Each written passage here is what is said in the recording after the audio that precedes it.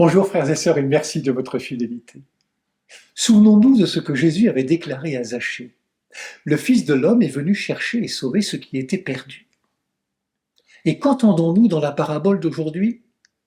À l'heure du dîner, il envoya son serviteur dire aux invités « Venez, tout est prêt ». Ce serviteur, ne serait-il pas Jésus? Jésus qui parcourra les routes et les villages pour aller chercher les pauvres, les estropiés, les aveugles et les boiteux. Celles et ceux que, naturellement, nous avons du mal à rencontrer.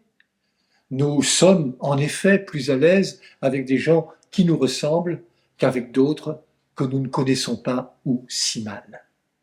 La parabole de l'Évangile est claire. La table est prête et les invités ont, pour des raisons qui leur sont personnelles, dédaigné l'invitation. Pourtant, tout est prêt. Dieu s'intéresse à nous et a tout préparé pour nous. Il ne manque que nous.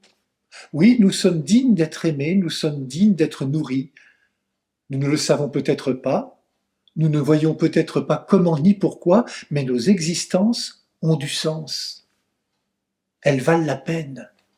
Nous sommes attendus par Dieu à la table de son amour miséricordieux.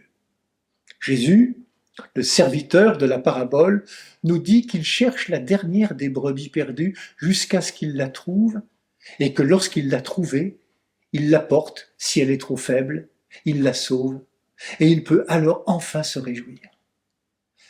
Frères et sœurs, tant qu'il manquera une seule personne à sauver, ce berger qu'est Dieu ne cessera de chercher.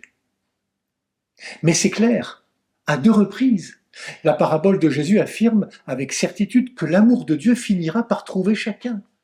Et à n'en pas douter, la maison sera remplie. Nous avons, comme ceux de la parabole, de bonnes raisons de décliner l'invitation. Mais réfléchissons bien. Le premier s'occupe de son champ. Cela évoque le travail dans le monde. Et c'est bien.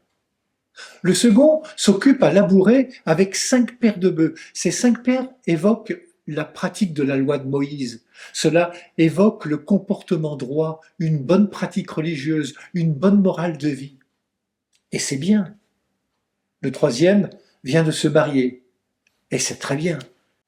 Il y a dans l'amour entre les humains un lieu de bonheur et de fécondité. Mais Jésus nous interroge.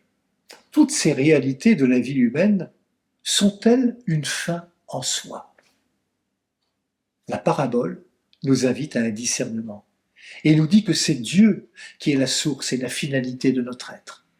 Lui qui, au-delà de nos faiblesses, nos paresses, nos péchés, a tout préparé pour nous recevoir. Son invitation ne s'efface jamais et elle est pour aujourd'hui.